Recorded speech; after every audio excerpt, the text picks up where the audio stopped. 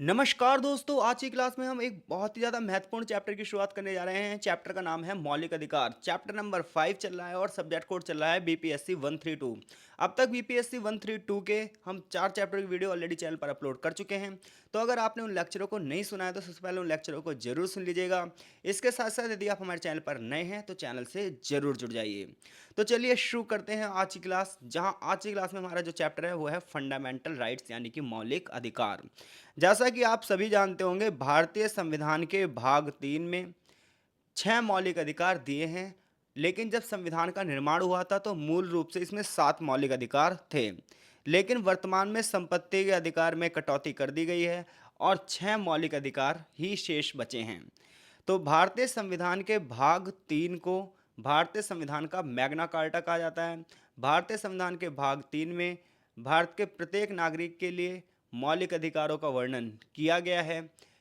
अच्छा, एक चीज़ और रहती है, जब आपसे पूछा जाए कि मौलिक अधिकार किस आर्टिकल से लेकर किस आर्टिकल तक हैं, तो आप बताओगे कि भारतीय संविधान के भाग 3 में आर्टिकल 12 से लेकर 35 तक यानी कि 12 टू 35 तक मौलिक अधिकारों का वर्णन किया गया है। और वैसे अगर ऑप्शन में 12 से 35 ना हो तो आप ऑप्शन लगाओगे 14 से 32, 14 टू 32, क्योंकि जो 6 मौलिक अधिकार हैं उनका वर्णन तो 14 से 32 किया गया है। लेकिन जो पूरा का पूरा ये पार्ट है वो 12 से 35 है, जहां आर्टिकल नंबर 12 में स्टेट की डेफिनेशन दी है कि राज्य का परिभाषा क्या है। और जो आर्टिकल 13 है उसमें ये विधान किया गया है कि सरकार ऐसे किसी भी नियम को नहीं बना सकती जो हमारे मौलिक अधिकारों को हमसे छीने। अगर सरकार ऐसा कोई नियम बनाती है तो सुप्रीम कोर्ट के पास ये पावर है कि वो इस प्रकार के प्रावधानों को क्या कर दे, निरस्त कर दे। फिर उसके बाद आर्टिकल 14 से 32 तक 6 मौलिक अधिकारों का विस्तृत वर्णन किया गया है। और 33, 34 और 35 जो मौलिक अधिकार हैं, 33 नंबर पे, 34 नंबर पे और 35 नंबर पे जो आर्टिकल हैं, उन आर्टिकल में मार्शल लॉ से संबंधित नियम रखे गए हैं और इसके साथ साथ अर्धसैनिक बलों के से संबंधित नियम रखे गए हैं, जिसकी चर्चा आगे हम चैप्टर में करेंगे भी। तो सबसे पहले चैप्टर में एक छोटी सी प्रस्तावना दी गई है, प्रस्तावना जो कि कुल मिलाकर हमें यही बता रही है कि आगे हम चैप्टर में क्या पढ़ेंगे। चैप्टर की जो शुरुआत है वो यहाँ से है कि मौलिक अधिकारों का ऐतिहासिक परिप्रेक्ष्य बताइए, यानी कि मौलिक अधिकारों की शुरुआत भारत में कहाँ से हुई, इसके बारे में चर्चा यहाँ से की जा रही है। तो देखो, किताब हमें ये बताती है कि जब हम मौलिक अधिकारों के इतिहास की बात करते हैं तो आज़ादी से पहले ही जो हमारे आज़ादी में स्वतंत्रता सेनानी थे, इसके अलावा जो वहाँ उस समय प्रमुख राजनीतिक पार्टियां थीं, इन सब का एक ही ध्येय था कि प्रत्येक भारतीय को कुछ ऐसे अधिकार मिलने चाहिए जो सरकार भी उससे ना छीन सके। तो देखो, कुछ बच्चों का भाई ये रहता है कि मौलिक अधिकार और मानव अधिकार एक हैं, लेकिन ऐसा नहीं है। मैं पहले बता रहा हूँ आपको, human rights and fundamental rights both are different, दोनों ही अलग हैं। जब हम मौलिक अधिकारों की बात करते हैं तो मौलिक अधिकार संविधान में सूचीबद्ध हैं, जबकि जब हम ह्यूमन राइट्स की बात करते हैं तो ह्यूमन राइट्स यानी कि मानव अधिकार वे अधिकार हैं जो एक मनुष्य को मनुष्य होने के नाते मिलने ही चाहिए। जैसे हम जब फंडामेंटल राइट्स की बात करते हैं यानी कि मौलिक अधिकार की बात करते हैं तो वो तो गिनती में सिर्फ 6 हैं, लेकिन उन 6 के अलावा भी तो बहुत सारे अधिकार हैं। तो वो जो बाकी के अधिकार हैं वो किस में आ रहे हैं, वो आपके ह्यूमन राइट्स में आ रहे हैं। जैसे गरिमा का अधिकार, हर एक व्यक्ति को सम्मान पाने का अधिकार है। तो ये सम्मान पाने का जो अधिकार है ये आपका एक मौलिक अधिकार नहीं, ये एक आपका मानव अधिकार है। मनुष्य होने के नाते आपको ये अधिकार मिलना चाहिए। तो जब हम इन इतिहासों की पृष्ठभूमि देखते हैं, जब इन अधिकारों की ऐतिहासिक पृष्ठभूमि देखते हैं तो हमें पता चलता है कि आज़ादी से पहले ही जो विभिन्न राजनीतिक दल थे, जो हमारे फ्रीडम फाइटर्स थे, वो इस चीज़ को लेकर प्रतिबद्ध थे कि भारत में रहने वाले प्रत्येक नागरिक को कुछ ऐसे अधिकारों की गारंटी दी जाए जो आने वाली सरकारें भी उसे ना छीनें। और ये माना जाता है कि ऑस्टिन ये कहते हैं कि मौलिक अधिकारों की अवधारणा सबसे पहले 1885 में यानी कि 1885 में भारतीय राष्ट्रीय कांग्रेस की स्थापना के समय में आ चुकी थी। हम सभी को पता है कि 1885 में कांग्रेस की स्थापना एओ ह्यूम द्वारा की गई थी। तो कांग्रेस की जब स्थापना की गई तो ये माना जाता है कि यहीं से मौलिक अधिकारों की बात आ चुकी थी। ऐसा किसका कहना है? ऐसा ऑस्टिन का कहना है, क्योंकि जिसमें भारतीय नागरिक ब्रिटिश नागरिकों के समान अधिकार प्राप्त करना चाहते थे। जिस प्रकार से ब्रिटिश अधिकारियों को सम्मान मिला हुआ था, जिस प्रकार से ब्रिटिश अधिकारियों को सभी लाभ मिलते थे, उसी प्रकार के लाभ भारतीय भी पाना चाहते थे। इसी की आशा से भारतीय राष्ट्रीय कांग्रेस का गठन भी किया गया था। इसके बाद 1895 में एक विधेयक लाया गया और इस विधेयक के माध्यम से भारतीय नागरिकों को कुछ अधिकार दिए गए, जैसे कि भाषण की स्वतंत्रता मिलनी चाहिए और कुछ अधिकृत अधिकार मिलने चाहिए, शिक्षा की व्यवस्था की जानी चाहिए। आने वाले समय में भारतीय राष्ट्रीय कांग्रेस ने ब्रिटिश सरकार से और भी ज़्यादा अधिकारों की मांग की। इन्हीं मांगों के परिणामस्वरूप ब्रिटिश को समय समय पर नियमों और कानूनों की सूचियों को क्या करना पड़ा, प्रकाशित करना पड़ा। जैसा कि 1917 में, यानी कि 1917 में, 1919 में कई सारे विधेयक पास किए गए और बहुत सारी कमेटियों ने अपनी अपनी रिपोर्ट्स दी।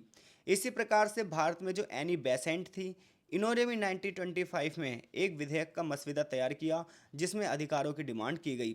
लेकिन मौलिक अधिकारों की राह में जो सबसे बड़ा मील का पत्थर था बच्चों, वो था मोतीलाल नेहरू रिपोर्ट, जिसे हम नेहरू रिपोर्ट के नाम से जानते हैं। ये एक ऐसी रिपोर्ट थी जिसमें सबसे पहले बार मौलिक अधिकारों को सूचीबद्ध किया गया था। ये माना जाता है जो हमारा इंडियन कॉन्स्टिट्यूशन है, हमारा जो भारतीय संविधान है, इसमें जो मौलिक अधिकार वर्तमान में है, ये नेहरू रिपोर्ट से इंस्पायर थे। 1945 में सप्रू रिपोर्ट आई जिसमें भी मौलिक अधिकार के प्रावधान दिए गए थे। तो एग्जामिनर अगर आपसे पूछे मौलिक अधिकारों की ऐतिहासिक पृष्ठभूमि क्या है, मौलिक अधिकारों का इतिहास क्या है भारत में, तो आप बताओगे भारत में आज़ादी से पहले ही मौलिक अधिकारों की अवधारणा आ चुकी थी। जब 1885 में कांग्रेस की स्थापना हुई और उसके बाद बहुत सारी कमेटियां और बहुत सारी रिपोर्ट्स, बहुत सारे विधेयक पास किए गए जिसमें लोगों के मौलिक अधिकारों की बात की गई, जिनमें से हम कुछ की चर्चा करने यहाँ पर जा रहे हैं। जैसे कि 1925 का भारतीय राष्ट्रीय मंडल विधेयक। तो 1925 का जो ये भारतीय राष्ट्रीय मंडल विधेयक था, इसने सबसे पहले भारतीयों के लिए 7 मौलिक अधिकारों की डिमांड करी, जिसमें ये हुआ कि हर एक व्यक्ति को व्यक्तिगत स्वतंत्रता मिलनी चाहिए, हर एक व्यक्ति को विवेक की आज़ादी मिलनी चाहिए, बात करने की आज़ादी मिलनी चाहिए, एक साथ खड़े होकर सभा सम्मेलन करने की स्वतंत्रता होनी चाहिए, कानून के समक्ष सभी लोग इक्वल होने चाहिए, प्राथमिक शिक्षा मुफ्त होनी चाहिए, न्याय का प्रावधान होना चाहिए और रास्तों का यानी कि मार्ग का समान रूप से प्रयोग करना चाहिए, व्यवसाय करने की स्वतंत्रता होनी चाहिए। तो 1925 में भारतीय राष्ट्रमंडल जो विधेयक पास करने की बात की जा रही थी, उसमें इन 7 मौलिक अधिकारों की बात की गई है जिन्हें यहाँ पर सूचीबद्ध किया गया है। मेन मेन चीज़ें मैंने हाईलाइट भी की है, आप चाहो तो स्क्रीनशॉट लेकर उन चीज़ों को पढ़ सकते हो। अब हम बात करते हैं सबसे ऐतिहासिक 1928 की नेहरू रिपोर्ट। तो मुद्दा ये था कि 1927 में साइमन कमीशन भारत में आया। साइमन कमीशन में 7 सदस्य थे और ये सारे के सारे बाहर के व्यक्ति थे, यानी कि ब्रिटिश थे, यूरोपीय थे। तो ऐसे में भारतीय लोगों ने साइमन कमीशन का विरोध किया कि ये भारतीयों के लिए कानून कैसे बना सकते हैं जब इसमें कोई भारतीय नहीं है। तो अंततः ब्रिटिश सरकार ने भारतीयों को ये चुनौती दी कि आप ऐसा कोई भी विधान बनाकर दिखाइए जिसमें सभी लोगों की सहमति हो। अंततः एक नेहरू रिपोर्ट पेश की गई और उसके अध्यक्ष थे मोतीलाल नेहरू, यानी कि एक कमेटी बनाई गई और ये कमेटी थी नेहरू कमेटी और इसके अध्यक्ष थे मोतीलाल नेहरू। सर्वदलीय सम्मेलन बुलाया गया और इसमें कुछ अधिकारों की बात की गई और इस अधिकारों में माइनॉरिटीज़ के अधिकार यानी कि अल्पसंख्यकों के अधिकारों की बात भी की गई, स्वतंत्रता समानता जैसे अधिकारों की बात की गई। इससे ये पता चलता है कि जो नेहरू रिपोर्ट थी ये बहुत ही ज़्यादा महत्वपूर्ण रिपोर्ट थी और आगे चलकर इसी रिपोर्ट को आधार बनाकर भारत में मौलिक अधिकारों को रखा गया है। 1945 की सप्रू रिपोर्ट की बात करोगे तो इस कमेटी में 30 सदस्य थे, जिसे क्योंकि इसके अध्यक्ष तेज बहादुर सप्रू थे तो इन्हीं के नाम पर इस कमेटी का नाम रखा गया सप्रू कमेटी। तो सप्रू कमेटी में कितने सदस्य थे? 30 सदस्य थे। क्यों नाम रखा गया इसका? क्योंकि ये तेज बहादुर सप्रू इसके अध्यक्ष थे जो कि एक जाने माने वकील थे। ये इसने समिति ने एक रिपोर्ट दी, इस कमेटी ने एक रिपोर्ट दी जो कि 1945 में प्रकाशित हुई। इस कमेटी ने ना 2 सुझाव दिए थे। पहला सुझाव ये दिया था कि जो अधिकार होने चाहिए वो 2 टाइप के होने चाहिए, एक होने चाहिए न्यायोचित और एक होने चाहिए गैर न्यायोचित। तो देखो, न्यायोचित अधिकारों का मतलब ये है कि अगर ये अधिकार आपसे कोई भी छीनता है तो आपको डायरेक्ट सुप्रीम कोर्ट जाने का अधिकार होना चाहिए, यानी कि कोर्ट को इस मामले में हस्तक्षेप करना चाहिए। और गैर न्यायोचित का मतलब ये है कि अगर वो अधिकार आपको मिल नहीं रहे हैं तो इसमें आप ना कोर्ट नहीं जा सकते। तो अधिकारों की श्रेणियां कितने भागों में बांटी गई? एक न्यायोचित और एक गैर न्यायोचित। इसी के आधार पर ना हमारे संविधान में 2 भाग रखे गए, एक भाग 3 और एक भाग 4। तो भाग 3 में तो मौलिक अधिकार हैं, अगर ये आपको नहीं मिल रहे तो आप डायरेक्ट सुप्रीम कोर्ट जा सकते हो, न्यायपालिका की शरण में जा सकते हो, सरकार भी आपसे अधिकार नहीं ले सकती। लेकिन भाग 4 में जो राज्य के नीति निर्देशक तत्व हैं, जो हम छठे चैप्टर में पढ़ेंगे आगे, ये जो राज्य के नीति निर्देशक तत्व हैं ना, अगर ये आपको नहीं मिलते तो आप सरकार के खिलाफ कोर्ट में नहीं जा सकते। जैसे आपको ना व्यापार करने की स्वतंत्रता है आर्टिकल 19(6) में, अगर व्यापार करने से कोई आपको रोक रहा है तो आप जा सकते हो कोर्ट। लेकिन आपको रोजगार पाने की स्वतंत्रता नहीं दी गई है। रोजगार पाने की स्वतंत्रता आपको उसमें दी गई है राज्य के नीति निदेशक तत्व में, उसके लिए आप कोर्ट नहीं जा सकते, मौलिक अधिकार नहीं है आपका रोजगार का। तो जो ये सप्रू रिपोर्ट थी इसने किस टाइप से कहा? इसने कहा जो अधिकार है 2 टाइप के होने चाहिए, एक न्यायोचित और एक गैर न्यायोचित। दूसरा इसने सुझाव दिया था कि माइनॉरिटीज जितने भी अल्पसंख्यक हैं इनके अधिकारों की भी रक्षा होनी चाहिए। जब हमारा संविधान बन रहा था तो मौलिक अधिकारों पर एक उप समिति बनी थी। तो देखो, जब हमारा संविधान बन रहा था, आप सभी को पता है, हमारे संविधान को बनने में 2 साल 11 महीने 18 दिन लगे। और संविधान की पहली बैठक कब हुई थी? 9 दिसंबर 1946 को। और 26 नवंबर 1949 यानी कि 26 नवंबर 1949 को संविधान बनकर तैयार हो गया। तो जब संविधान बन रहा था तो विभिन्न विषयों से संबंधित अलग अलग कमेटियां बनी थी। उन्हीं में से एक कमेटी थी जो कि अधिकारों के लिए बनी थी, और इस समिति के जो अध्यक्ष थे वो वल्लभ भाई पटेल थे। इस कमेटी का नाम था मौलिक अधिकार, अल्पसंख्यकों के अधिकार और जनजातियों के अधिकार, यानी कि फंडामेंटल राइट्स, माइनॉरिटीज़ के राइट, और जो शेड्यूल ट्राइब्स और शेड्यूल कास्ट थी इनके अधिकारों के लिए एक कमेटी बनाई गई, जिसके अध्यक्ष कौन थे? वल्लभ भाई पटेल। लेकिन इस कमेटी के अंतर्गत भी बहुत सारी उप कमेटियाँ थीं, और इन उप कमेटियों में यानी कि उप समितियों में जो मौलिक अधिकारों की समिति थी, इसके अध्यक्ष थे जेपी कृपलानी।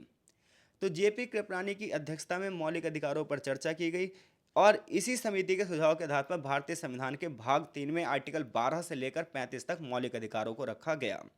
तो अगर एग्जामिनर ने क्वेश्चन ये पूछ लिया आपसे कि मौलिक अधिकारों की ऐतिहासिक पृष्ठभूमि क्या है, तो आप ये सारी चीज़ें इस क्वेश्चन के आंसर में लिखोगे कि आज़ादी से पहले 1885 कांग्रेस की स्थापना, उसके बाद 1925 का भारतीय राष्ट्रमंडल विधेयक, 1928 नेहरू रिपोर्ट, 1945 सप्रू समिति की रिपोर्ट, इसके बाद मौलिक अधिकारों पर जो उप समिति बनी थी जिसके अध्यक्ष जो मुख्य समिति थी उसके अध्यक्ष थे वल्लभ भाई पटेल, जो उप समिति थी उसके अध्यक्ष कौन थे? जेपी कृपलानी। तो ये सारा का सारा आंसर आप वहाँ पर लिखोगे। अब हम आगे बढ़ रहे हैं चैप्टर में। आई होप सो चीज़ें आपको समझ में आ रही हैं, तो कमेंट बॉक्स में कमेंट करते रहना और वीडियो को लाइक भी ज़रूर करना। अब हम बात कर रहे हैं मौलिक अधिकारों की प्रमुख विशेषताओं की। तो वैसे तो मौलिक अधिकारों की बहुत सारी विशेषताएं, लेकिन आपकी इस किताब में 4 विशेषताएं दी हैं। सबसे पहली बात यह है मौलिक अधिकारों की, ये हर व्यक्ति को कानून के समक्ष समान करते हैं। कोई भी व्यक्ति कानून से ऊपर नहीं है। तो मौलिक अधिकारों की सबसे पहली विशेषता क्या है कि यह सभी व्यक्तियों को समान रूप से प्रदान है, और इसमें कानून के समक्ष समानता रखी गई है। सभी नागरिक कानून के अंतर्गत समान है, सभी को धार्मिक स्वतंत्रता है, सभी को ऑर्गेनाइजेशन बनाने की स्वतंत्रता है, आंदोलन करने की अधिकार है। किसी व्यक्ति को उसकी जीवन स्वतंत्रता और संपत्ति से वंचित नहीं किया सकता, अगर ये सारी चीज़ें कानून के हिसाब से हों। ऐसा ना हो ये सारी चीज़ें इलीगल हैं कि आपको मुझे संपत्ति के अधिकार से वंचित नहीं किया सकता, चलो मैं रोड को घेर लूँ, तो ऐसा नहीं होएगा। तो हर एक व्यक्ति कानून के समक्ष क्या है? समान है। ये बात हमारा संविधान क्या करता है? सुनिश्चित करता है, ताकि किसी व्यक्ति का शोषण ना हो। मौलिक अधिकारों की दूसरी विशेषताएं हैं कि ये सिर्फ ना बहुमत वाले व्यक्ति, बहुमत को नहीं बल्कि अल्पमत की भी सुरक्षा करता है। ये सिर्फ बहुसंख्यकों की नहीं बल्कि अल्पसंख्यक यानी कि माइनॉरिटीज़ की भी सुरक्षा करता है। ये प्रावधान करता है, अगर आप भारतीय संविधान के आर्टिकल 25 से 28 को पढ़ेंगे तो आपको पता चलेगा कि मौलिक अधिकार माइनॉरिटीज़ को उनकी भाषा, उनके कल्चर, उनकी लिपि को संरक्षित रखने के अधिकार देता है। भारत में किसी भी कम्युनिटी के साथ भेदभाव नहीं किया जा सकता, किसी भी कम्युनिटी के साथ पक्षपात नहीं किया जा सकता। आर्टिकल 17 तो ये कहता है कि छुआछूत नहीं हो सकती जो पहले होती थी। इसी प्रकार से आर्टिकल 15 का भाग 2 ये कहता है किसी भी सार्वजनिक स्थान पर, दुकान पर, रेस्टोरेंट पर, कुएं पर, सड़क पर आप किसी से किसी भी आधार पर भेदभाव नहीं कर सकते। तो इससे पता चलता है कि भारत में कोई मालिक हो, चाहे मजदूर हो, चाहे किसान हो, चाहे अमीर हो, चाहे गरीब हो, चाहे कैसा ही व्यक्ति हो, हर किसी को समान रूप से उसकी संस्कृति को संरक्षण करने का अधिकार हमारा मौलिक अधिकार देता है। इसके अलावा भारतीय संविधान में कई साधन प्रदान किए गए हैं ताकि लोगों को उनके मौलिक अधिकार जमीनी स्तर पर मिल सकें, और व्यक्ति को अगर वो मौलिक अधिकार नहीं मिल रहे हैं, कोई भी सरकार उसके अधिकारों को छीन रही है, तो वो सुप्रीम कोर्ट या हाई कोर्ट का दरवाज़ा खटखटा सकता है। इसके लिए आर्टिकल 32 में 32 में उचित प्रावधान किए गए हैं। इसके अलावा मौलिक अधिकार प्राकृतिक और कानूनी दोनों हैं। मौलिक अधिकारों की सबसे बड़ी बात की जाए तो मौलिक अधिकार न्यायोचित हैं, यानी कि इसका उल्लंघन होने पर व्यक्ति कहाँ जा सकता है? कोर्ट जा सकता है। मौलिक अधिकारों की बात की जाएगी तो ये नागरिकों को भी उपलब्ध हैं, लेकिन कुछ अधिकार ऐसे हैं जो विदेशियों को भी उपलब्ध हैं। इससे बड़ी बात क्या हो सकती है? इसके अलावा राष्ट्रीय आपातकाल के दौरान कुछ आर्टिकल को छोड़ दिया जाए तो इन आर्टिकलों को निरस्त भी कर दिया जाता है। तो अगर आपसे मौलिक अधिकारों की विशेषताएं पूछेगा तो आप क्या बताओगे? तो आप बताओगे मौलिक अधिकारों की सबसे बड़ी विशेषता यह है कि इसमें हर एक व्यक्ति कानून के समक्ष समान है। दूसरी बात क्या है? माइनॉरिटीज़ को उनकी भाषा, संस्कृति और लिपि को संरक्षित करने का अधिकार दिया गया है। कई प्रकार के प्रावधान किए गए हैं जिसके माध्यम से मौलिक अधिकारों को न्यायोचित बनाया गया है, अर्थात आप कोर्ट जा सकते हैं। और मौलिक अधिकार प्राकृतिक भी है और कानूनी भी है। तो यहाँ से चैप्टर का एक भाग कंप्लीट होता है। जहाँ पर कुछ क्वेश्चन दिए गए हैं, इन क्वेश्चनों का आंसर आप यूं ही दे देंगे। जैसे कि 1925 का राष्ट्रमंडल विधेयक क्या था, या नेहरू रिपोर्ट और सप्रू रिपोर्ट में महत्वपूर्ण विशेषताएं क्या थी। तो इन सभी प्रश्नों का उत्तर देने में आप सक्षम हैं। अब हम आगे जो भारतीय संविधान में 6 मौलिक अधिकार दिए गए हैं, इनका गहराई से अध्ययन करने जा रहे हैं। तो जैसा कि मैंने आपको बताया, आर्टिकल 12 से लेकर 35 तक मौलिक अधिकार हैं, लेकिन जो प्रमुख अधिकार हैं वो 14 से लेकर 32 तक हैं। तो जिनमें से पहला अधिकार है समानता का अधिकार, दूसरा अधिकार है स्वतंत्रता का अधिकार, तीसरा है शोषण के विरुद्ध, ऐसे ही माइनॉरिटीज़ के लिए चौथा अधिकार। फिर आगे चलकर जो पांचवा अधिकार था वो है आपका धार्मिक स्वतंत्रता का अधिकार। इसी प्रकार से संवैधानिक उपचारों का अधिकार भी दिया गया है, जिसके चर्चा अब हम करेंगे। तो देखो, आर्टिकल 14 से लेकर आर्टिकल 18 तक आपको ना राइट टू इक्वलिटी दिया हुआ है, समानता का अधिकार दिया हुआ है। और इसमें आर्टिकल 14 में, 15 में, 16 में, 17 में और 18 में अलग अलग प्रकार की स्वतंत्रताएं दी गई हैं। जैसे आर्टिकल 14 में ये कहा गया है कि प्रत्येक व्यक्ति विधि के समक्ष क्या होगा, समान होगा और विधियों का समान संरक्षण होगा। यानी कि कानून के समक्ष हर एक व्यक्ति समान होगा, कानून किसी को भी समानता से वंचित नहीं करेगा। तो आर्टिकल 14 क्या कहता है, आर्टिकल 14 ये कहता है सभी व्यक्तियों को कानून के समक्ष क्या होगी, समानता होगी, बिना किसी भेदभाव, बिना किसी पक्षपात के उसे न्याय मिलेगा। इसी प्रकार से जब हम आर्टिकल 15 की बात करते हैं, तो आर्टिकल 15 का भाग एक ये कहता है कि किसी भी व्यक्ति के धर्म के आधार पर, वंश के आधार पर, लिंग के आधार पर, जन्म स्थान के आधार पर किसी प्रकार का कोई भेदभाव नहीं किया जाएगा। ध्यान रखिएगा, धर्म, मूल वंश, लिंग, जन्म स्थान, इसके आधार पर कोई भी भेदभाव नहीं हो सकता। आर्टिकल 15 में ये प्रावधान किए गए हैं। इसी प्रकार से आर्टिकल 15 के भाग 2 में ये बात की गई है कि किसी व्यक्ति के साथ सार्वजनिक स्थल पर भेदभाव नहीं हो सकता। होटल, दुकान, सार्वजनिक तालाब, इन सब पे उसके साथ कोई भेदभाव नहीं हो सकता। तो आर्टिकल 14 से 18 तक कौन से अधिकार है, आर्टिकल 14 से 18 तक आपको समानता का अधिकार है, जिसमें आपके आर्टिकल 14 में कौन सा अधिकार दिया गया है, कानून के समक्ष समानता, यानी कि विधि के समक्ष समानता और विधियों का समान संरक्षण। आर्टिकल 15 क्या कहता है, आर्टिकल 15 कहता है कि आप किसी व्यक्ति से धर्म के आधार पर, नस्ल के आधार पर, जाति के आधार पर, लिंग के आधार पर या जन्म स्थान के आधार पर भेदभाव नहीं कर सकते। आर्टिकल 16 आपको राइट टू अपॉर्चुनिटी देता है, यानी कि सभी नागरिकों को समान अवसर प्रदान करने की गारंटी देता है। और इसके ही भाग 4 में आरक्षण से संबंधित प्रावधान भी किए गए हैं।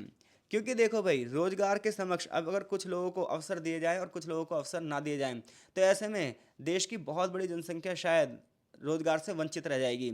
इसलिए आर्टिकल 16 ये गारंटी देता है कि सभी लोगों को एक समान अवसर दिए जाएंगे, एक जैसे काम का एक जैसा वेतन भी दिया जाएगा। आर्टिकल 17 जो कहता है ये अनटचेबिलिटी से है, यानी कि अस्पृश्यता से संबंधित है। जैसा कि आप सभी जानते हो, पहले कुछ लोगों के साथ छुआछूत जैसा व्यवहार किया जाता था, लेकिन आज के टाइम पे अगर ये छुआछूत जैसा व्यवहार किया जाता है तो ये दंडनीय अपराध है। और आर्टिकल 17 जो है वो छुआछूत की समाप्ति का प्रावधान करता है। इसी प्रकार से आर्टिकल जो 18 है ये उपाधियों के अंत से संबंधित है। पहले ना बहुत सी उपाधियां दी जाती थी, तो जब संविधान बना तो ये माना गया कि ये उपाधियां असमानता को बढ़ावा देती हैं, क्योंकि ये ना एक व्यक्ति को ज़्यादा सक्षम बनाती हैं और बाकियों को नहीं। तो ऐसे में ना उपाधियों का अंत कर दिया गया। हालांकि आप शिक्षा के क्षेत्र में उपाधि पीएचडी की ले सकते हो और सेना के क्षेत्र में आप उपाधि ले सकते हो। इसके अलावा कोई भी भारतीय नागरिक विदेशी राज्य से किसी प्रकार की उपाधि नहीं ले सकता। ठीक है भाई, ऐसे में अगर वो उपाधि मिलनी है तो उससे पहले उसे सरकार को सूचित करना पड़ेगा। इसी प्रकार से विदेश से भारत का कोई व्यक्ति गिफ्ट उपहार स्वीकार नहीं करेगा। अगर उसे विदेशी कोई उपहार मिल रहा है तो उसे सरकार को सूचित करना पड़ेगा। तो आर्टिकल 14 से लेकर 18 तक 5 आर्टिकल हैं, आर्टिकल नंबर 14, 15, 16, 17 और 18।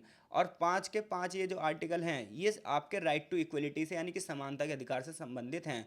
जहां आर्टिकल 14 का आर्टिकल क्या है, वो है विधि के समक्ष समानता और विधियों का समान संरक्षण। और आर्टिकल 15 ये कहता है कि धर्म, जाति, लिंग, मूलवंश, जन्म स्थान के आधार पर आपके साथ भेदभाव नहीं होगा।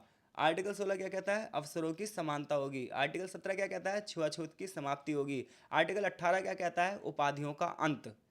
अब देखो, हम आर्टिकल 19 से 22 के बीच में चर्चा करने जा रहे हैं।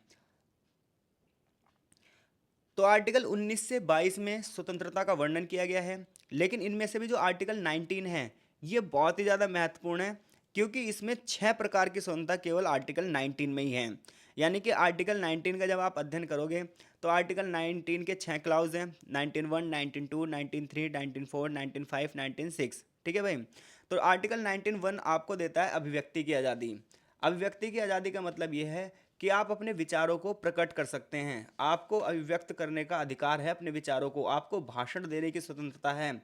लेकिन एक चीज़ का ध्यान रखिएगा, इस स्वतंत्रता का अर्थ ये बिल्कुल भी नहीं है कि आप किसी को भड़काऊ भाषण दे दें, भीड़ को उकसा दें, किसी की हत्या करवा दें। आप इस प्रकार की आज़ादी नहीं है आपको कि अभिव्यक्ति की आज़ादी के नाम पर आप कुछ भी बोल दें।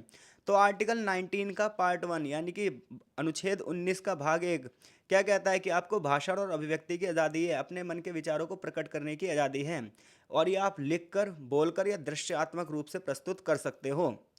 लेकिन भारत की एकता और अखंडता की सुरक्षा इसमें होनी चाहिए, भारत की एकता और अखंडता को इसमें खतरा नहीं होना चाहिए। सार्वजनिक संपत्ति को आप गंदा नहीं कर सकते, किसी गलत कार्य के लिए किसी को उकसा नहीं सकते, ये बात ध्यान रखनी है। आर्टिकल 19 के पार्ट 2 में आपको शांतिपूर्वक ढंग से सम्मेलन करने का अधिकार है, लेकिन इसका अर्थ ये नहीं है कि आप हथियार हथियार लेकर सम्मेलन कर रहे हो और फिर एकदम से हिंसा कर दी। तो बिना हथियारों के शांतिपूर्ण तरीके से एकत्रित होना, ये भारत की एकता, अखंडता और सुरक्षा को सुनिश्चित करता है और सभी लोगों को शांतिपूर्वक तरीके से अपने अपने कार्य करने के लिए अधिकार प्रदान करता है। आर्टिकल 19 का क्लॉज 3 संघ और संगठन बनाने की स्वतंत्रता देता है आपको। सहकारी समितियों का गठन कर सकते हो, आप कोई भी ग्रुप बना सकते हो, बशर्ते वो देश की एकता अखंडता को खतरा ना पहुंचाए। आर्टिकल 19 का भाग 4 किसी भी क्षेत्र में आपको आवागमन यानी कि आने जाने की स्वतंत्रता देता है। जैसे आपको बाहर जाना है तो पासपोर्ट लेना पड़ता है, लेकिन देश के अंदर आप कहीं से कहीं भी जाओ, आपको कोई भी नहीं रोकनी है, कोई टोकनी है। हालांकि जो जनजातीय इलाके हैं, नॉर्थ ईस्ट के इलाके हैं, इन्हें इन उपायों से सुरक्षित रखा गया है। आर्टिकल 19 का भाग 5 ये कहता है आप कहीं पर भी निवास कर सकते हो और स्थायी निवास बना सकते हो भारत के अंदर। और आर्टिकल 19(6) जो सबसे महत्वपूर्ण है, ये आपको व्यापार करने की आज़ादी देता है। तो आर्टिकल 19 में वैसे 7 अधिकार थे, लेकिन अब कितने हैं? 6। संपत्ति के अधिकार को इसमें से हटा दिया गया है। तो आर्टिकल 19 में कितने अधिकार हैं? अब 6 अधिकार हैं। भाषण की स्वतंत्रता है आपको, बिना हथियारों के सम्मेलन करने की स्वतंत्रता है, संगठन बनाने की स्वतंत्रता है, किसी भी क्षेत्र में मुक्त आवागमन की स्वतंत्रता है, कहीं भी स्थान पर भारत में बस जाने की स्वतंत्रता है और किसी व्यवसाय को शुरू करने की क्या है? स्वतंत्रता है। तो ये सब किस में है? आर्टिकल 19 में। और इसी प्रकार से आर्टिकल 20 की जब आप बात करोगे, तो आर्टिकल जो 20 है, ये पता है क्या है? अपराध के लिए दोष सिद्धि के संबंध में संरक्षण देता है कि एक व्यक्ति को एक ही अपराध के लिए 2 बार दंडित नहीं किया जा सकता। अगर एक व्यक्ति ने एक बार अपराध किया है तो उसे एक ही बार दंड का प्रावधान है, आप उसको 2 बार एक ही सजा, एक ही अपराध के लिए 2 बार सजा नहीं दे सकते। ये आर्टिकल 20 में है, अपराध के लिए दोष सिद्धि के संबंध में। आर्टिकल 21 की जब आप बात करोगे, आर्टिकल 21 की बात करोगे, तो very very very important article है ये, क्योंकि इस आर्टिकल का नाम है राइट टू लाइफ, यानी कि जीवन जीने का अधिकार। इसमें बहुत सारे अधिकार हैं, जिसके अंतर्गत जैसा कि आपने सोने का अधिकार है, आपको पासपोर्ट का अधिकार है, आपको निजता यानी कि राइट टू प्राइवेसी है आपको। इतना ही नहीं, मानवीय प्रतिष्ठा के साथ यानी कि सम्मान के साथ जीने का अधिकार है, स्वच्छ पर्यावरण का अधिकार, ये सब आर्टिकल 21 के अंतर्गत ही हैं। लगभग ना 35 प्रकार के अधिकार हैं आर्टिकल 21 में, और इनका टाइटल क्या है? जीवन जीने की स्वतंत्रता। इसके अंतर्गत ये भी है कि कोई व्यक्ति किसी को आत्महत्या के लिए नहीं उकसा सकता। आर्टिकल 21 ए जोड़ा गया आज आगे के चलकर 2002 में। तो 2002 में 86 अमेंडमेंट के द्वारा न्यायपालिका के माध्यम से ये प्रस्ताव दिया गया और आगे चलकर भारत की संसद ने आर्टिकल 21 ए को क्या करा है? जोड़ा है, जिसमें शिक्षा के अधिकार की बात की गई है कि 6 से लेकर 14 वर्ष तक के सभी बच्चों के लिए अनिवार्य शिक्षा होगी और वो भी मुफ्त शिक्षा होगी। आर्टिकल 21 ए, ध्यान रखना, आर्टिकल 21 से जब संविधान बना था तो नहीं था। आर्टिकल 21 से सन 2002 में जोड़ा गया है, जिसमें राइट टू एजुकेशन की बात की गई है। इसी प्रकार से आर्टिकल हम बात करते हैं 22 की। तो आर्टिकल 22 गिरफ्तारी से संरक्षण से संबंधित है कि किसी व्यक्ति को जब आप गिरफ्तार करते हो तो उसके लिए उचित कारण बताना भी आपको क्या है? जरूरी है। कौन से आर्टिकल में? आर्टिकल 22 में, यानी कि निरोध और गिरफ्तारी से संरक्षण देता है आर्टिकल 22। तो आर्टिकल 19 से 22 तक कौन सी क्या था? स्वतंत्रता का अधिकार। 14 से 18 तक क्या था? समानता का अधिकार। अब देखो, आर्टिकल 23 और 24 का जो टाइटल है वो है शोषण के विरुद्ध अधिकार। तो आर्टिकल 23 में ये बात की गई है कि बाल मजदूरी नहीं होनी चाहिए, बेगारी नहीं होनी चाहिए। देखो, बेगारी का मतलब है आपने काम करवा लिया, पैसे नहीं दिए। बंधुआ मजदूरी नहीं होनी चाहिए। बंधुआ मजदूरी में क्या है? एक ही व्यक्ति के पास आप हमेशा काम करोगे, आप किसी और के साथ काम नहीं कर सकते हैं। तो आर्टिकल 23 अब इन चीज़ों को खत्म करता है, शोषण के विरुद्ध अधिकार देता है आपको। और आर्टिकल 14 ये कहता है कि 14 वर्ष से कम किसी बच्चे को आप फैक्ट्री, कारखाने या हानिकारक व्यवसायों में नहीं लगा सकते। तो आर्टिकल 23 और 24 किससे संबंधित है भाई? शोषण के विरुद्ध अधिकार से। आर्टिकल 25 से 28 धार्मिक स्वतंत्रता का अधिकार दिया गया है। तो आर्टिकल 25 से 28 कौन सा अधिकार दिया गया है? आर्टिकल 25 टू 28 आपको राइट टू रिलीजन दिया गया है, जिसमें जो आर्टिकल 25 है ये आपको ये अधिकार देता है कि आप अपने धर्म को पूरे तरीके से मान सकते हो, अपने धर्म का प्रचार प्रसार कर सकते हो। इसके लिए आपको कोई भी बंदिश नहीं है। अंतःकरण की स्वतंत्रता है आर्टिकल 25 में। इसी प्रकार से आर्टिकल जो 26 है, ये प्रत्येक धार्मिक समूह को अपने धर्म के प्रचार प्रसार की क्या देता है, गारंटी देता है। लेकिन इसका मतलब ये नहीं है कि आप ज़बरदस्ती किसी का धर्मांतरण करवा दें। इसी प्रकार से जब आप आर्टिकल 27 का अध्ययन करोगे, तो आर्टिकल जो 27 है, ये कहता है कि कोई भी व्यक्ति अपने धर्म की वृद्धि में पैसा देने के लिए मजबूर नहीं है, कर देने के लिए मजबूर नहीं है। ऐसा नहीं है कि आप कहो कि हमें तो फलानी बिल्डिंग बनानी है और उसके लिए हमें पैसा चाहिए ही चाहिए, किसी व्यक्ति को मजबूर कर दो, नहीं। ये अब व्यक्ति की अपनी खुद की स्वतंत्रता है कि उसकी मर्जी वो चंदा दे और उसकी मर्जी वो नहीं दे। और इसी प्रकार से आर्टिकल 28, ये जो है ये धार्मिक शिक्षा में उपस्थित होने से स्वतंत्रता देता है कि सरकार ऐसी किसी भी बंदिश को नहीं बना सकती कि व्यक्ति धार्मिक शिक्षा में क्या हो, पूरी तरीके से उपस्थित हो। ये व्यक्ति के ऊपर है, उसकी मर्जी है उपस्थित हो और उसकी मर्जी हो उपस्थित ना हो। इसके अलावा जितने भी सरकारी स्कूल्स होंगे वहाँ पर धार्मिक शिक्षा नहीं दी जा सकती। तो आर्टिकल 25 से लेकर 28 तक धार्मिक स्वतंत्रता का अधिकार दिया गया है, जिसमें से आर्टिकल जो 25 है वो प्रत्येक व्यक्ति को ये अधिकार देता है कि आप अपने धर्म को उपासना कर सकते हो। इसके लिए आपको कोई रोक नहीं है, कोई टोक नहीं है। आर्टिकल 26 हर एक धार्मिक समूह को स्वतंत्रता देता है कि वो अपने धर्म की वृद्धि कर सकते हैं। आर्टिकल 27 करों के समुदाय से स्वतंत्रता देता है कि प्रत्येक व्यक्ति को आप ना मजबूर नहीं कर सकते टैक्स पे करने के लिए धर्म के आधार पर, कि मंदिर बनवाने हैं, मुझे मस्जिद बनवाने हैं, उसके लिए आप पैसा दो। इसके लिए आप किसी को मजबूर नहीं कर सकते। और आर्टिकल 28 क्या कहता है कि राज्य निधि से संचालित जितने भी स्कूल हैं वहाँ पर आप किसी भी एक धर्म वर्ग की शिक्षा नहीं दोगे। आगे आर्टिकल 29 और 30 जो है ये माइनॉरिटीज से संबंधित आर्टिकल हैं। अल्पसंख्यकों के अधिकारों से संबंधित अधिकार दिए गए हैं इसमें, कि प्रत्येक जो अल्पसंख्यक हैं भारत में उन्हें संस्कृति और शिक्षा का अधिकार दिया गया है। तो आर्टिकल 29 और 30 संस्कृति और शिक्षा के अधिकार से हैं। लेकिन ये भारत में जो भाषा के आधार पर माइनॉरिटीज़ हैं और धर्म के आधार पर माइनॉरिटीज़ हैं, उनकी संस्कृति, उनकी भाषा, उनकी शिक्षा के अधिकार को क्या देते हैं, संरक्षित करते हैं। और इसके आधार पर भेदभाव नहीं हो सकता। अब हम बात कर रहे हैं सबसे अंतिम अधिकार की, जो कि है संवैधानिक उपचारों का अधिकार। तो भारतीय संविधान में कितने मौलिक अधिकार दिए गए हैं? तो भारतीय संविधान में 6 मौलिक अधिकार हैं वर्तमान में। 14 से 18 कौन सा? समानता। 19 से 22 कौन सा? स्वतंत्रता। 23-24 में क्या है? शोषण के विरोध अधिकार। 25 से 28 क्या है? धार्मिक स्वतंत्रता। 19 और 29 और 30, 29 और 30 में क्या है? 29 और 30 में है आपका माइनॉरिटी संबंधित क्या है? भाषा और संस्कृति का अधिकार।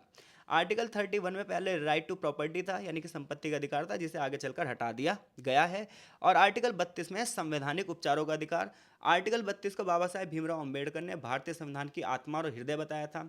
आर्टिकल 32 का अर्थ यह है कि अगर आपसे कोई भी मौलिक अधिकार छीना जाता है तो उसे पाने का अधिकार भी आपका मौलिक अधिकार है। इसके लिए सुप्रीम कोर्ट को पावर दी गई है आर्टिकल 32 के तहत। लेकिन आगे चलकर सुप्रीम कोर्ट पे बर्डन बहुत ज़्यादा हो रहा था, तो उसने ये शक्ति हाई कोर्ट को ट्रांसफ़र कर दी है आर्टिकल 226 के तहत। यानी कि आपसे आपका कोई भी मौलिक अधिकार छीना जा रहा है तो आर्टिकल 226 के तहत आप कहाँ जा सकते हो? हाई कोर्ट जा सकते हो। और आर्टिकल 32 के तहत कहाँ जा सकते हो? सुप्रीम कोर्ट जा सकते हो। ऐसे में सुप्रीम कोर्ट और हाई कोर्ट को पावर दी गई है कि वो 5 प्रकार के आदेश जारी कर सकता है, और इन आदेशों को हम संविधान में रिट के नाम से जानते हैं। तो जो रिट है ये 5 प्रकार के रिट हैं, जिनमें से पहला रिट है बंदी प्रत्यक्षीकरण। यानी कि आर्टिकल 32 के तहत कोर्ट कितने प्रकार के आदेश जारी करता है? 5। जिनमें से पहला, इन अधिकारों को किस नाम से जाना जाता है? रिट के नाम से जाना जाता है। पहला रिट कौन सा है? बंदी प्रत्यक्षीकरण। बंदी प्रत्यक्षीकरण व्यक्ति के जीवन के अधिकार को स्वतंत्रता देता है। इसके अंतर्गत यह है कि किसी व्यक्ति को आप उचित कारण के बिना 24 घंटे से अंदर 24 घंटे के अंदर अंदर मजिस्ट्रेट के सामने से क्या करोगे? प्रस्तुत करोगे। यानी कि अगर किसी व्यक्ति की गिरफ्तारी हुई है तो 24 आवर के अंदर अंदर उसे मजिस्ट्रेट के सामने पेश करना पड़ेगा। अगर ऐसा नहीं होता तो व्यक्ति के अधिकार क्या हैं? हनन हो रहे हैं और कोर्ट को इसमें हस्तक्षेप करना पड़ेगा। तो बंदी प्रत्यक्षीकरण मतलब शरीर को प्रस्तुत किया जाए। और ये न्यायालय द्वारा कब जारी किया जाता है? जब किसी व्यक्ति को बिना सुनवाई के हिरासत में रखा जाए। ऐसे में क्या होगा? मजिस्ट्रेट के सामने उसे पेश किया जाएगा, उसकी सुनवाई होगी। अगर गिरफ्तारी अधिकारों के अधीन है तो उसे रिमांड को आगे बढ़ाया जाएगा। लेकिन अगर गिरफ्तारी बिना अधिकारों की हुई है तो उसे बाइज्जत बरी कर दिया जाएगा। इसी में एक और रिट है परमादेश। परमादेश का अर्थ होता है एक ऐसा आदेश जो अपने से निम्न इकाइयों को दिया जाता है, जो किसी अधिकारी के लिए जारी किया जाता है। किसी अधिकारी को अपनी ड्यूटी करने के लिए कहा जाता है, जो उससे वो मना कर देता है। यानी कोई भी सार्वजनिक जो अधिकारी है, कोई भी सरकारी अधिकारी है, जब वो अपने कार्य को करने से मना करता है तो उसके लिए कोर्ट परमादेश जारी करता है। इसी प्रकार से एक है प्रतिषेध। जो प्रतिषेध है ये रिट उच्च न्यायालय द्वारा जारी की जाती है। अपने से निम्न अदालत के लिए, कि निम्न अदालत अपने जो कार्य क्षेत्र हैं उसके आगे नहीं बढ़ सकती। निम्न अदालत अपने कार्य क्षेत्र से ऊपर कार्य नहीं कर सकती। अगर वो ऐसा कर रही है तो प्रतिषेध रिट जारी किया जाएगा। तो बंदी प्रतिक्षेपण जो है वो कब जारी किया जाएगा? जब किसी व्यक्ति की हिरासत कानूनी के आधार पर ना हो और उसे 24 घंटे के अंदर अंदर मजिस्ट्रेट के सामने ना पेश किया गया हो।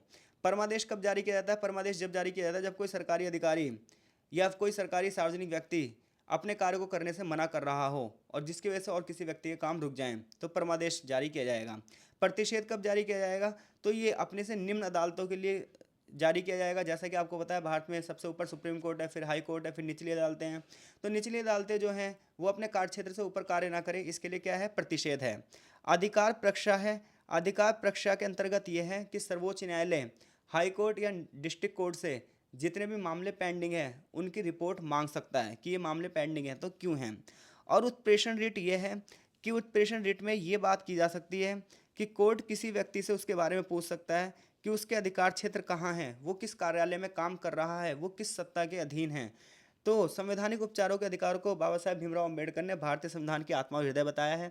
इसमें 5 प्रकार के आदेश जारी किए जाते हैं कोर्ट के माध्यम से। आर्टिकल 226 हाई कोर्ट से संबंधित है और आर्टिकल 32 सुप्रीम कोर्ट से संबंधित है, जिसके अंतर्गत 5 प्रकार के रिट जारी किए गए हैं। भारतीय संविधान के अगर हम मूल आधारिक सिद्धांतों की बात करोगे तो यहाँ पर वही वाली बात बताइए जो मैंने आपको पहले ही बता दी है कि भारतीय संविधान में टोटल जब मूल की बात करते हो तो ओरिजिनल संविधान की बात करते हो। तो जो ओरिजिनल संविधान था हमारा उसमें 7 प्रकार के मौलिक अधिकार थे। लेकिन आगे चलकर 1973 में केशवानंद भारती मुकदमा आया और उस मुकदमे के बाद ये निर्णय लिया गया कि संपत्ति के अधिकार को निरस्त कर दिया जाए। तो संसद ने संपत्ति के अधिकारों में कटौती कर दी और अब वर्तमान में क्या है? 6 मौलिक अधिकार रखे गए हैं और संपत्ति के अधिकार को आर्टिकल 300A में ट्रांसफर कर दिया गया है। ये चीज़ कब हुई थी? ये चीज़ हुई थी 1978 में 44 अमेंडमेंट के द्वारा, 44वें संशोधन के द्वारा। आगे चैप्टर में ये बात की गई है क्या मौलिक अधिकारों पर प्रतिबंध लगने चाहिए, क्या जनता से मौलिक अधिकार छीने जाने चाहिए। तो देखो ये बात तो बिल्कुल ठीक ही है कि जनता पर कुछ बाउंडेशन होनी चाहिए, इसलिए मौलिक अधिकारों पर उचित उचित प्रतिबंध लगाए जा सकते हैं। जैसे देश में आपातकाल लग गया या कोई बंदा हिंसक गतिविधियां कर रहा है तो ऐसे में लोगों के मौलिक अधिकार छीने जा सकते हैं। जैसा कि अभी कश्मीर में मुद्दा उठा था कि धारा 370 यहाँ से हटा दी गई है तो 1 साल तक इंटरनेट नहीं था। तो ऐसे में कोर्ट में अपील की गई कि इंटरनेट हमारा मौलिक अधिकार है क्योंकि ये राइट टू लाइफ से जुड़ा हुआ है। तो कोर्ट ने ये कहा था कि हाँ भाई इंटरनेट तो राइट टू लाइफ में आएगा तो इंटरनेट बहाल कर देना चाहिए। और इंटरनेट अभिव्यक्ति की स्वतंत्रता भी देता है हमें, क्योंकि आज इंटरनेट के माध्यम से ही हम अपने विचारों का प्रचार प्रसार भी कर रहे हैं।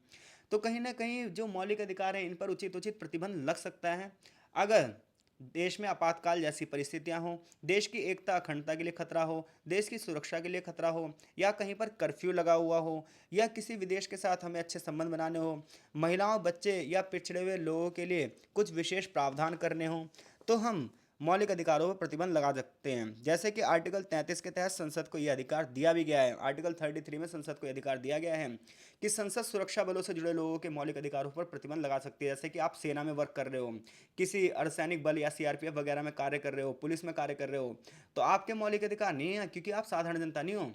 आप कोई भी गोपनीय सूचना का प्रचार प्रसार नहीं कर सकते, आप अंदर की कोई भी बात को बाहर नहीं ला सकते। तो आर्टिकल 33 के अंतर्गत मौलिक अधिकारों पर प्रतिबंध लगाया है संसद ने। किस पर? सुरक्षा बलों पर, सेना पर, पुलिस पर। क्योंकि अगर ये लोग फंडामेंटल राइट्स का यूज़ करेंगे तो ये तो अंदर की सारी बातें बता देंगे, तो ऐसे में देश की एकता अखंडता को खतरा हो जाएगा, आर्मी की सारी गोपनीय सूचनाएं बाहर आ जाएंगी। तो ऐसे मुद्दों पर ना आप क्या कर सकते हो? मौलिक अधिकारों पर प्रतिबंध लगा सकते हो।